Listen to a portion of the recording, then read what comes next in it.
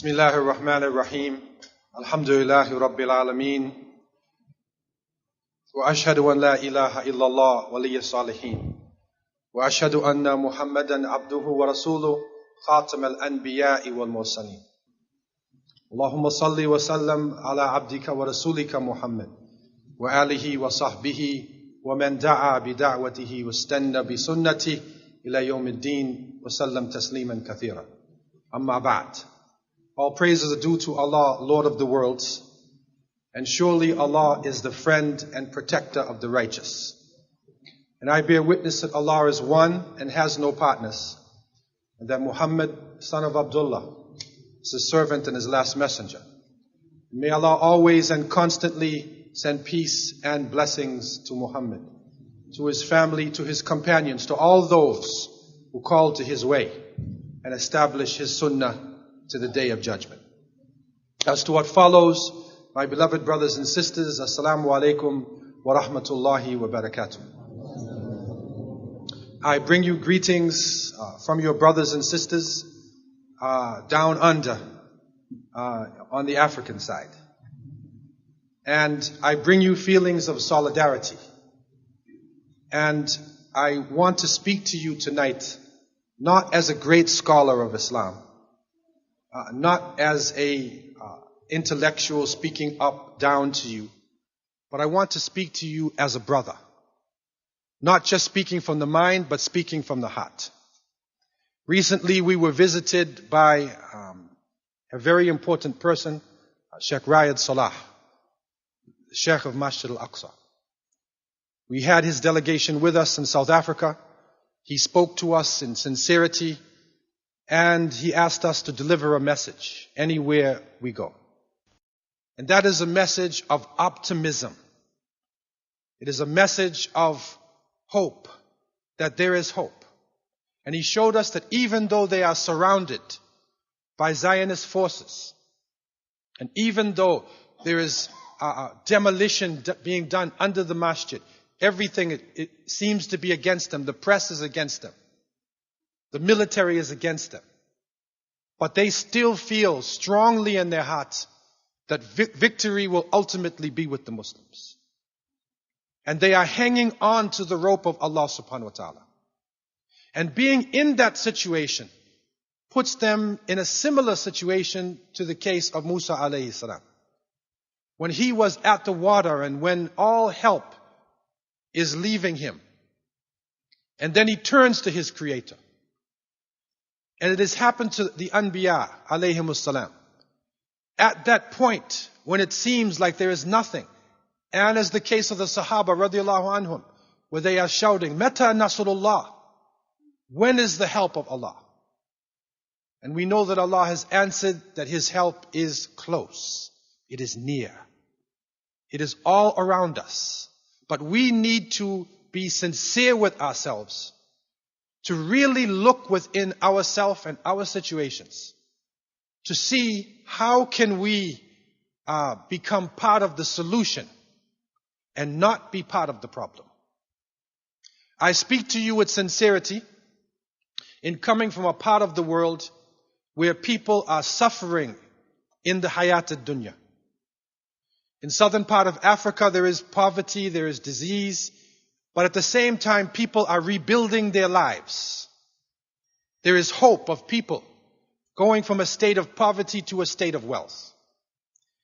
And many innocent people are accepting Islam. And they look at the Muslim world, look at the condition of Muslims to try to understand what is happening. And I traveled to many countries looking at Muslims. And I realized, and I want to reflect along with you tonight on our situation. I realized that Muslims are living in strategic positions, strategic waterways, strategic mountain passes. We are sitting on over the 40% of the mineral wealth of this planet. We have great intellectuals. We have scholars. We have universities. We have wealth. We have so much wealth, some people don't know what to do with it. Recently, even here, they are praising Muslim leaders who are spending hundreds and millions of dollars on horses. But at the same time, you travel to West Africa, travel to Mali and Chad and Niger in the middle of the Sahara. And you will see Muslims who hardly have anything to eat. They hardly have enough water to make wudu. But they are strong in their faith. They are holding on to their faith. In that condition, but we as an ummah, we as individuals, we have to look at this contradiction. Great wealth, some of the richest people on the face of the planet Earth. Some of our leaders have so much money, you don't have enough zeros to count it. And they don't even put them in the top 10 with wealth, because they don't want us to appear like we're wealthy. So much money, we don't know what to do with it. But at the same time, poverty.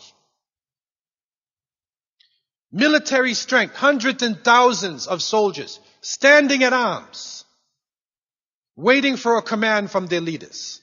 But at the same time, children being gunned down in Philistine. In Gaza, people surrounded, the largest prison on earth, tortured in front of the eyes of the world and the eyes of the other Muslims. This is unprecedented in our history. It's unprecedented. And even as you know, we look back into Islamic history, even in the time of the Abbasids. Because many people say, well, no, we didn't have Islam. Only the Khulafa al-Rashidin, and then Islam ended. But you go back to that period of time, and you will see in the Umayyads and the Abbasids, in that period, political struggle going on, but the Muslims had izzah. They had self-respect. And izzah does not just mean power, physical power. Aziz is something which is dear, something which is valuable. Self-esteem. And in the famous case of one Muslim woman captured by the Christians, and she cries out, Wa Mu'tasima. She cries out to the Khalifa, Al-Mu'tasim Billah. And he sends a letter to the Christian leader telling him, release the Muslim woman. If you do not release her, I will send an army so big that the front of it will reach you and the back will still be coming from me. And the Christian seeing this, knowing the izzah, one person, just one person crying out, Sama'an wa ta'a, hear and obey, and releases the Muslim woman with female bodyguards to take her back to the lands of Islam. What is that in relationship to Serbians raping thousands of Bosnian women? Abu Ghraib in Iraq, Gaza in Philistine. Compare that. But yet at the same time, so much material wealth. Intellectuals, so much access to knowledge. We can now access Bukhari and Muslim, all of the hadith on a disc. Imam Bukhari rahimahullah would travel thousands of kilometers for one hadith. We can put it in the computer and carry it in our pocket. So this is a contradiction. This is a serious contradiction. And at the time of contradictions, major incidents have happened in the Muslim world in order to straighten us out, to bring us back to the path. And if you look back at the time of the coming around the 13th century of the Common Era, and you will see in that time period a king living in the eastern, northern, oriental areas, living in Mongolia. He sends his emissaries into the Muslim world, and his emissaries are disgraced and embarrassed and sent back. Then he sent them again, and they were killed. And this man went to his sun god and said in words, there is only one sun on this earth, and there is only one Khan that will rule this planet. There is only one Khan. And Genghis Khan opened up a massacre of Muslims which is unparalleled. Going through the Muslim world, disrespecting everybody, only respecting force, coming down into the heartlands of Islam and destroying the Khilafat, killing the Khalifa, burning the books, throwing the books in the river. And this was a punishment. Well, what was happening at that time in Baghdad? Ibn al-Athir, rahimahullah, one of the great writers, he writes in his book, I wish my mother never gave birth to me. So I would not have to be the one who had to write this down. Somebody had to write it down though. And he describes the situation. And he shows in the situation that from Baghdad to Mecca, at the time of Hajj, there was nobody making Hajj. There was no major delegation to make Hajj. Nobody cared. The slave of the Khalifa, Ala ad-Din al-Tabarasi, the slave of the Khalifa, owned a property worth over 300,000 dinars. That's the slave of the Khalifa. When it was time for Eid Salat, the people would wait for the Khalifa to come, and then once he sits down, then they have Salat al-Eid. Just imagine our Eid Salats. And it is recorded around this time that the Khalifa had so many slaves and people working in front of him, they didn't make Eid Salat till 12 o'clock midnight, waiting for him to sit. And then they made Eid Salat. Poverty in the land. One Muslim state fighting another one. The Khalifa is only a symbol of leadership and not really a serious leader. At that point, then the change comes down. A major purification comes. And we look at the words of the Prophet ﷺ, who did not speak from himself. He spoke from above 7 heavens, and he told us an authentic hadith reported by Abu Dawood, Ummati hadhihi ummatun marhuma. Laysa alayha adhabun fil akhirah, adhabuha fid dunya. Al-fitan wa zalazil wal qatl. The Prophet ﷺ said, this my nation is a nation that has mercy on it. Its punishment is not in the next life, but the punishment is in the dunya. It's in this world. What would it be? Fitan, zalazil, qatl. Fitan, the plural of fitna. A trial, a tribulation, temptation. Look at the world today. We are surrounded by fitna.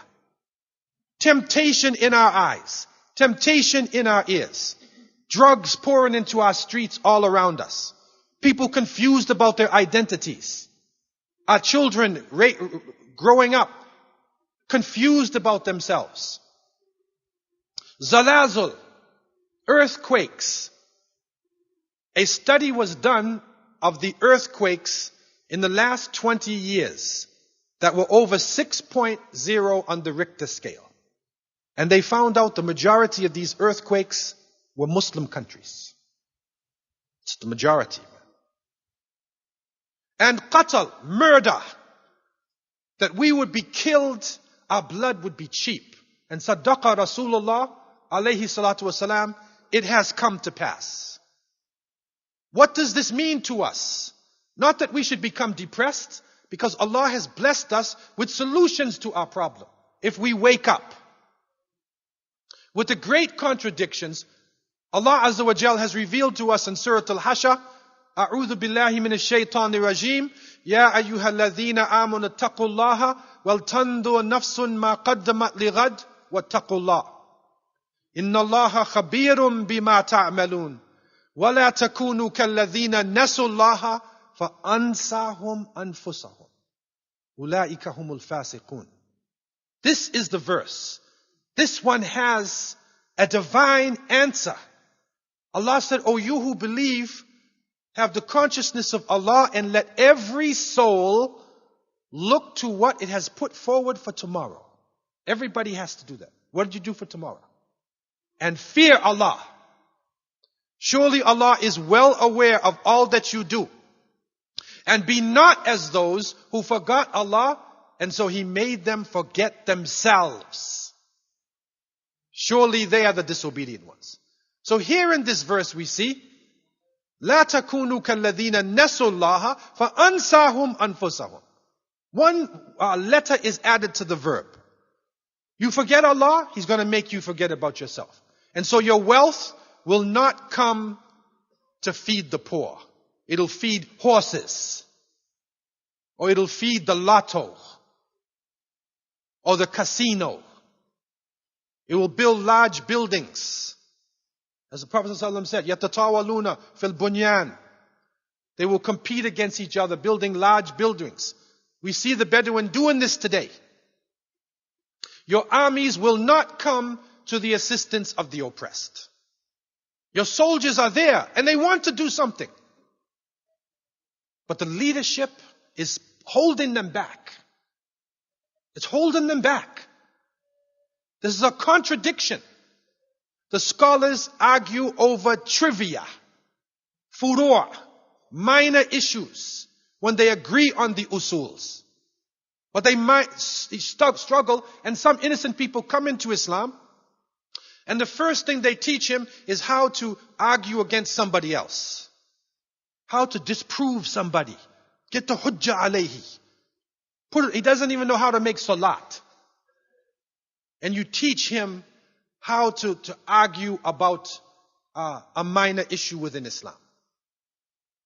And the Prophet ﷺ has told us, مَا ضَلَّ قَوْمًا قَدْ بَعْدَ هُدَى إِلَّا أُوتُوا الْجَدَلِ. People would not go astray after guidance. This is after they're guided. Until they were given the ability to argue with each other. Argumentation. So this is the contradiction. Do not be as those who forgot Allah. He will make you forget yourself. You won't even realize the potential you have. We don't realize the potential we have in our hands. What is around us? But we need to look into ourselves. Because we cry. We cry for a political solution. We have groups that will talk about the Khalifa all day about the Khalifa. We cry for Islamic economy. We want Islamic bank. Somewhere to put our money. We cry for Islamic social life. We want new style hijab. But what did Allah say? إِنَّ اللَّهَ لَا يُغَيِّرُ مَا بِقَوْمٍ حَتَّى يُغَيِّرُ مَا بِأَنفُسِهِمْ. Allah will not change the condition of a people until they change that which is in themselves. This has been our watchword for a long time. We've been studying this and seeing how it comes to pass. When we look into the internal Muslim, inside of ourselves, instead of just looking on the outside, we start with ourselves, into our hearts. Because the Prophet ﷺ said there's a lump of flesh. If it goes right, the whole body is right. If it is corrupted, the whole body is corrupted. And that is the heart. Inside of ourselves. How do we relate to other Muslims? Do we look at the Muslim first? He says, Assalamu alaikum. Brother, where do you come from? You speak Arabic.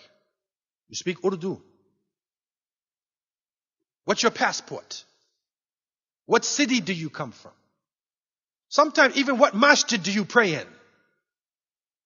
Because I want to judge him. Instead of accepting him, and a Muslim is innocent until proven guilty. A Muslim is innocent, safi, pure. That's how you relate to other Muslims.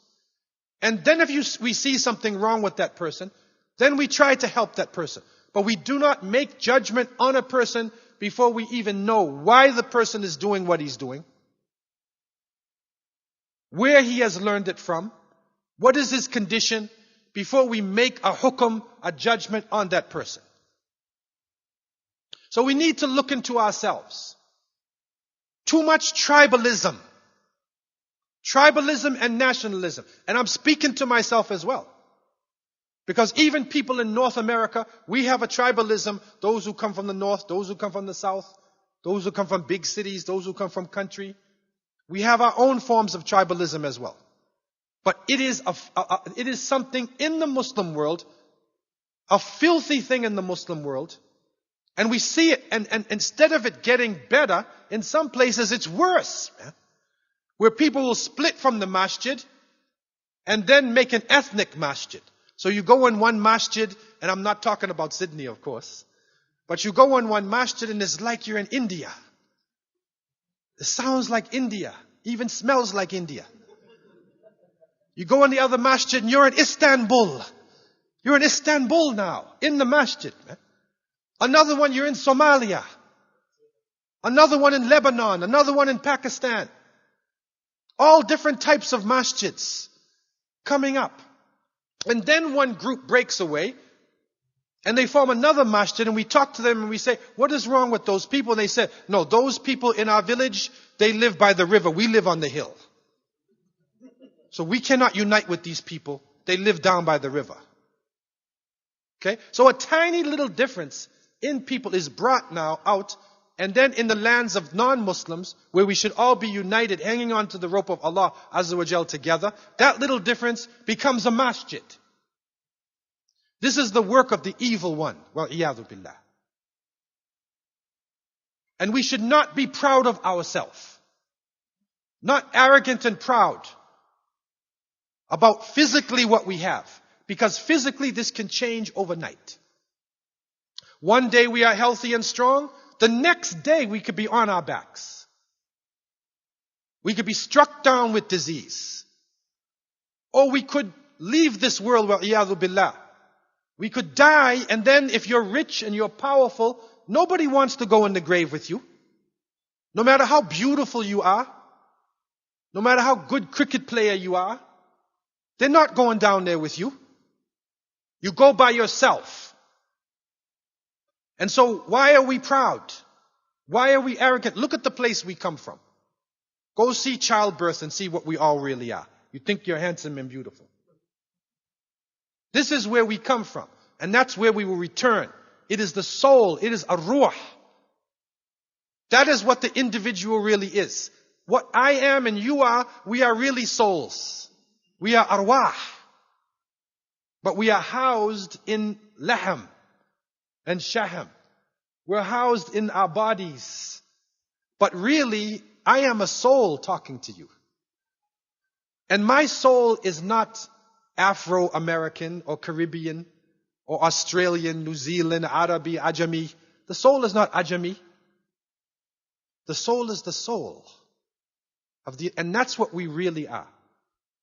And that's how we need to look at each other and relate to each other instead of in nationalistic terms or racial terms.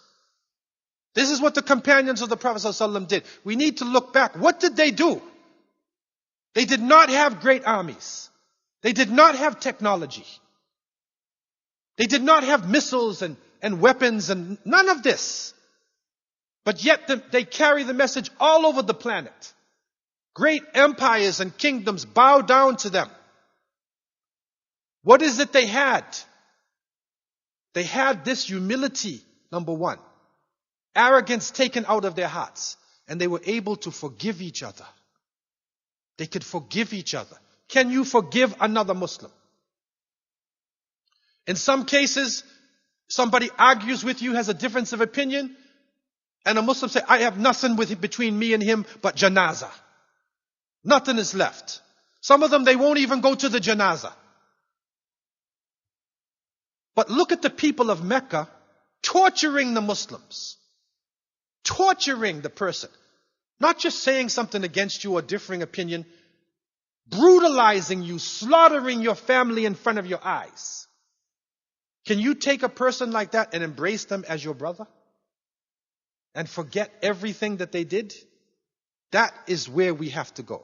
And we don't even have to go that far. We can begin by forgiving each other. Having mercy. You see a person making salat. Ahlul Qibla, he's facing the Qibla.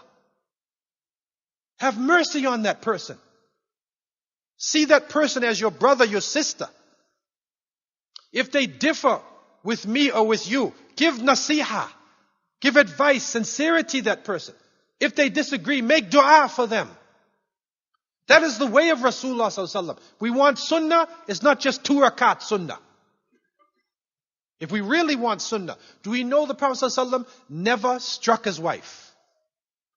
He never hit any woman in his house. Never struck a woman. You want sunnah? That's sunnah, not 2 rakat sunnah. This is what we have to do. Do not be as those who forgot Allah, or He will make you literally forget yourself. Literally. Hasad. Jealousy in our hearts.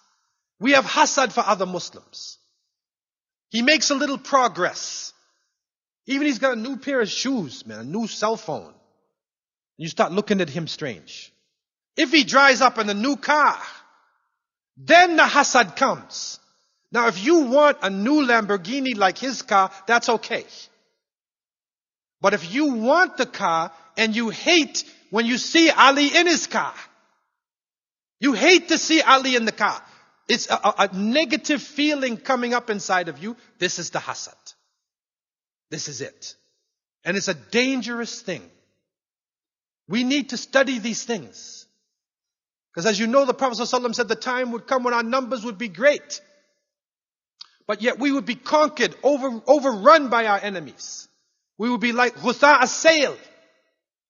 Like the scum and the foam on the water, pushed to the right, pushed to the left. So we need to see what is it that will transform us from being a large mass of people who have no weight to people who are the leaders of society. Hasad. That itself can destroy everything that we're doing. Just that quality by itself. The Prophet ﷺ is saying, Iyakum wal hasad. Beware of hasad. فَإِنَّ الْحَسَدَ يَأْكُلْ حَسَنَاتِ كَمَا تَأْكُلُ النَّارُ الْحَطَبِ. Beware of jealousy. It will eat up your good deeds like a fire eats up firewood.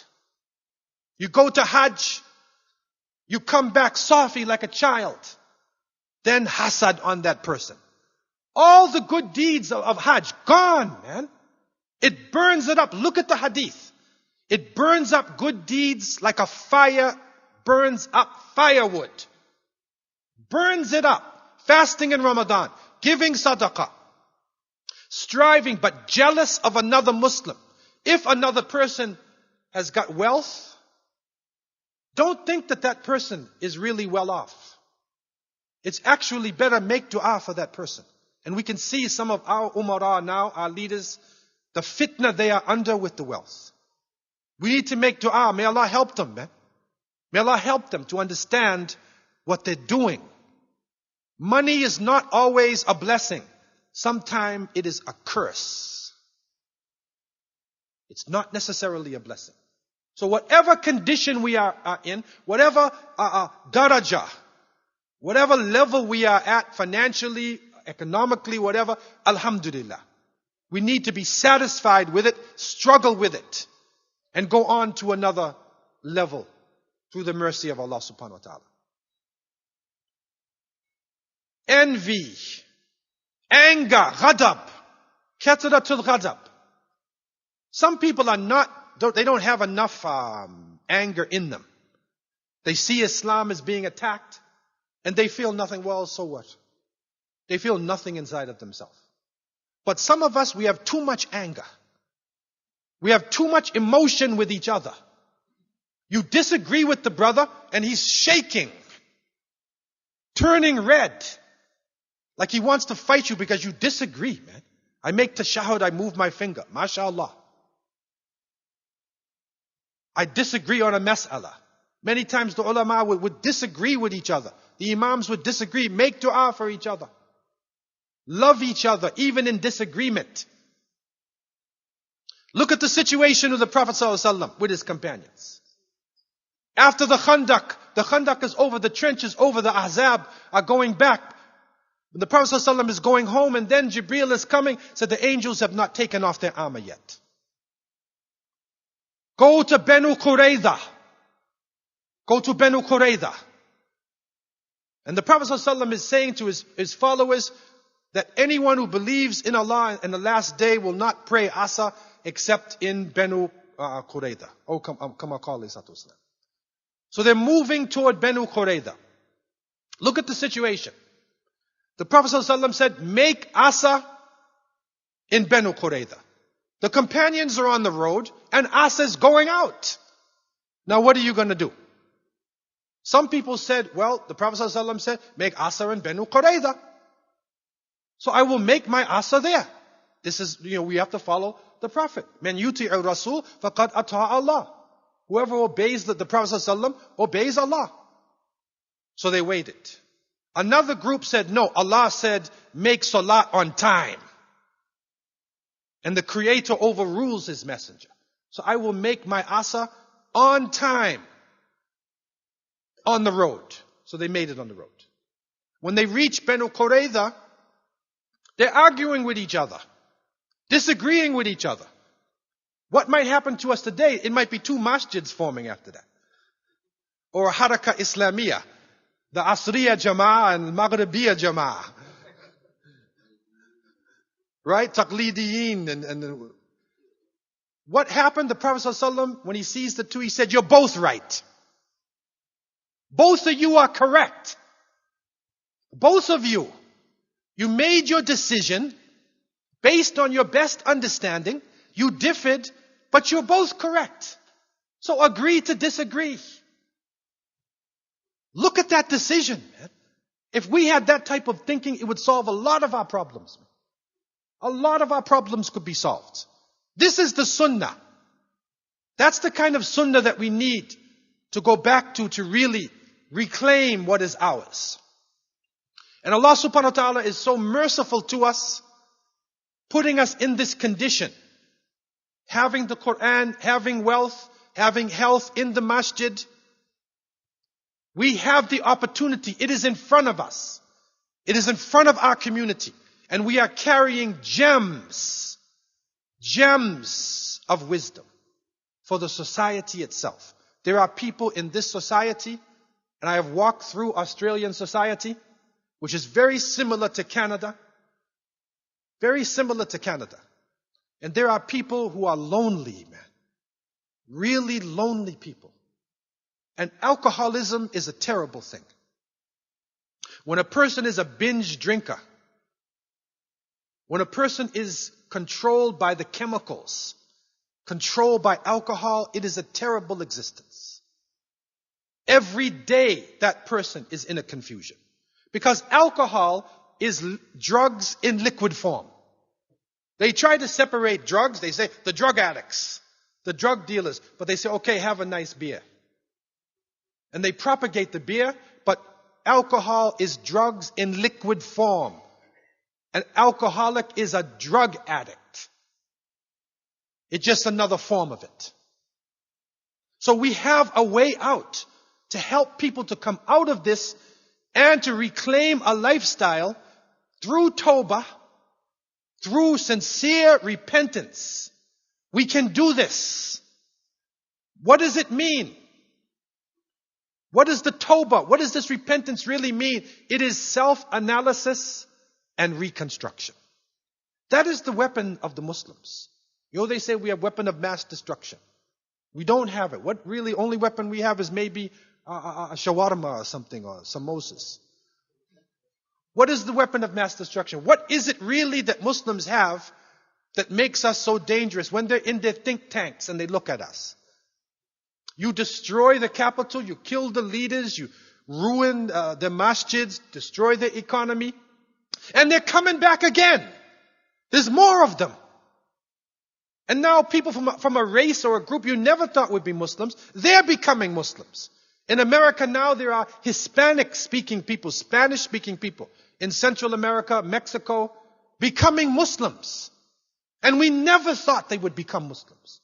Because the Catholic Church in that region, every place I went to in Honduras, Costa Rica, Nicaragua, Puerto Rico, all around these places, you look and you see on the corner, there is a church, there is alcohol, and pig. Lahm al-khinzir. These three things everywhere. And then the history they say in Spanish history. They give a terrible history of the Moors. They say the Moors, Moros.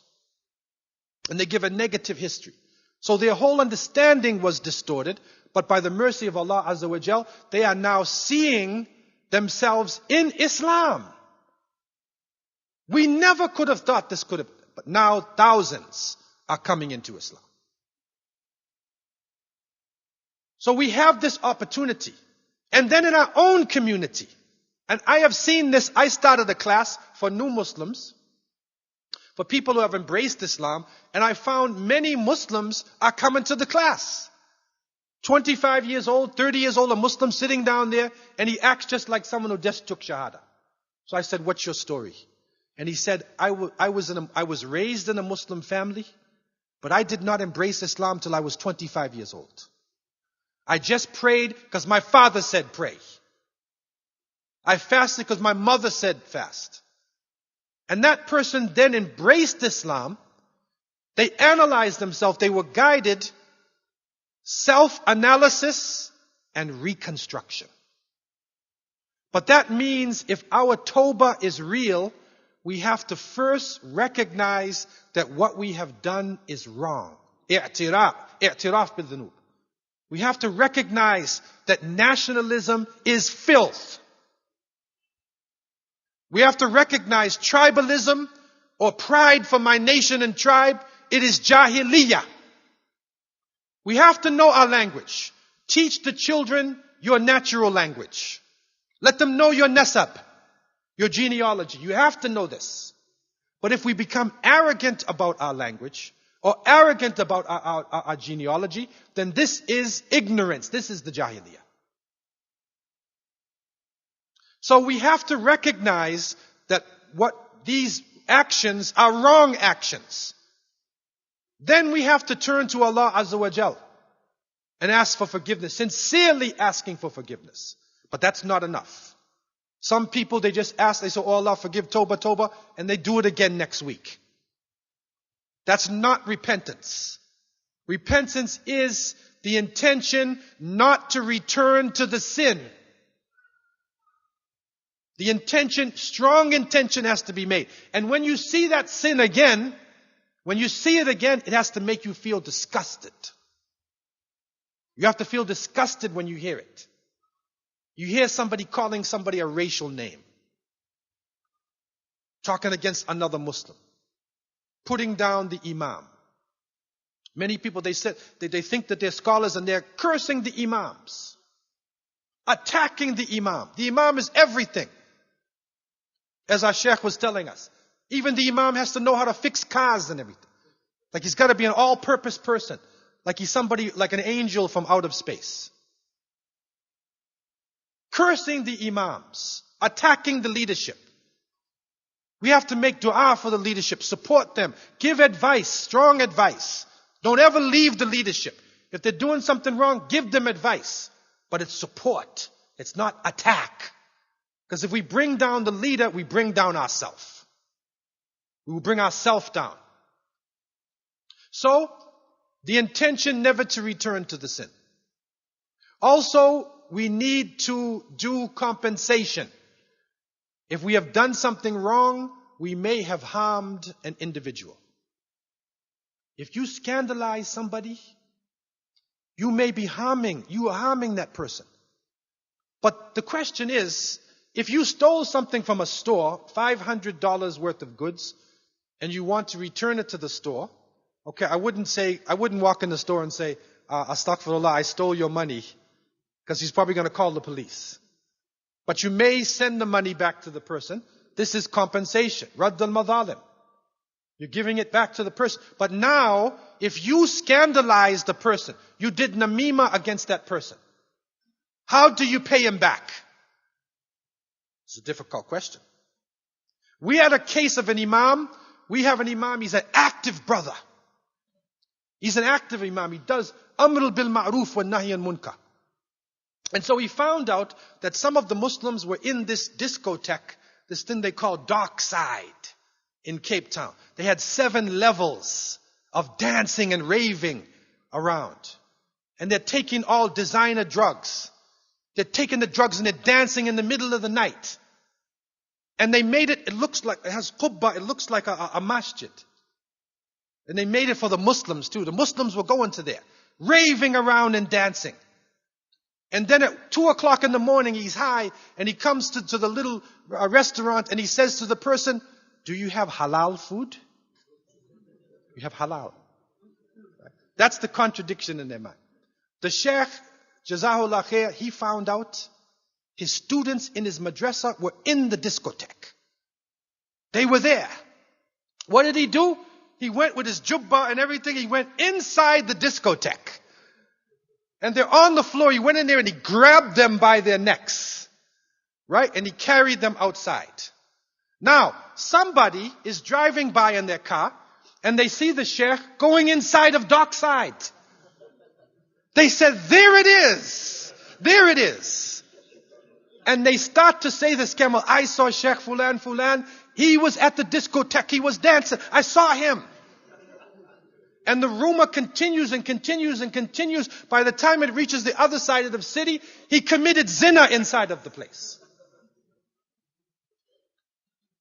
Did you go to the imam and ask him why he was there? Or did you ask somebody else about him? If you went to his community, you would find out why he was there.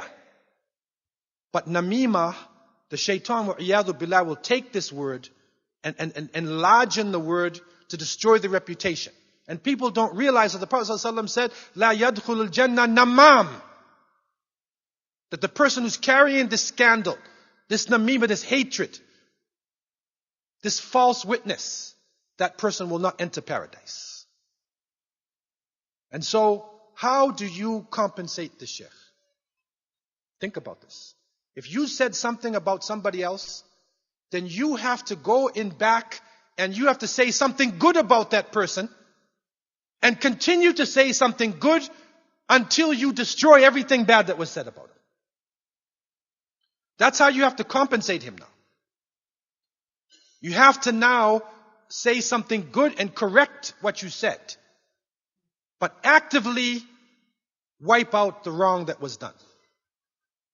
And so compensation for the things that we have done, and then analyzing ourselves, analyze our eyes, our hands, our feet, everything that we do, and trying to set up an understanding, how will we stop ourselves from the sins? Self-analysis and reconstruction. This is the greatest advantage we have today. That Allah Azza wa Jal would forgive us. Inna Allaha yaghfiru dhunuba jami'an. Allah will forgive all sins. And so in this life, if we've done something, we need to make tawbah. And I humbly say to you and myself, with the condition of Masjid al-Aqsa, we need to make group tawbah. Every Muslim is supposed to make tawbah. Because that masjid is not supposed to be in the hands of Zionism. This masjid is waqaf. This is the responsibility from the time of Sayyidina Umar ibn al-Khattab radiallahu anh.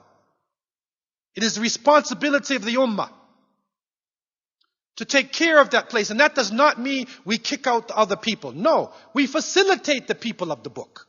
We allowed the Christians to do their worship. We allowed the Jews to do their worship. We did not kick them out. The Jews had the golden age of Jewish literature underneath us. The Renaissance in Europe, it did not happen because the European scholars took Greek knowledge and brought it alive. That's a lie. There's no Renaissance. I challenge any Renaissance scholar. What was being done in Europe at the time? If you read history, the leaders were spending most of their time burning witches. They were burning women at the stake, thousands of them, because they were afraid of these women. And they put you in what they call the Inquisition. That was their greatest activity, was Inquisition. Not science. It was the golden age of Islam. The Renaissance happened to us. And all they did was translate. And if you look at history, you will find in the areas where Muslims were strong in navigation, and you go and look in Portugal and places, and you will see the translations happen in the same area. Math, astronomy, medicine. You'll see the centers where the Muslims had the centers of knowledge and made the progress. This is where the Renaissance happened. They translated our things. What do you think happened to Isaac Newton? They say he discovered gravity, the law of gravity. The apple hit him in his head. And he said, oh, there's gravity up to down. No, the apple hit him in his head and he turned in the Arabic text to the page on gravity. Because their scholars learned to read Arabic. He probably turned to the page on gravity and then translated it. But they said he discovered it. Like Christopher Columbus discovered America. Who discovered Australia too? Who was it? Cook. Cook discovers Australia. But yet there's people here for thousands of years living here. How can you discover a place? The original people are standing there looking at you. So you discovered them. Did I discover Sydney now? I just came. Cannot discover Sydney. You know what I found? I went into with some of the scholars and I found there was an old map. Al-Khwarizmi, great scholar in Iraq, had gathered this information, and it was talking about sailors who journeyed to a place, and they went inside, and when they reached the center of the place, they said, this island is so big, you don't know where you are when you're in the middle. And they drew the maps in Arabic. The oldest map of Australia is in Arabic. Muslims. But does the average Australian know this? No. Cook discovered Australia. So we have the gems of wisdom. We have an opportunity now to reach out to society. People are waiting. If we do not take the message out, then they will demonize us. They will give an image to the people that Islam is to destroy civilization instead of being the basis of civilization. So we have to go out.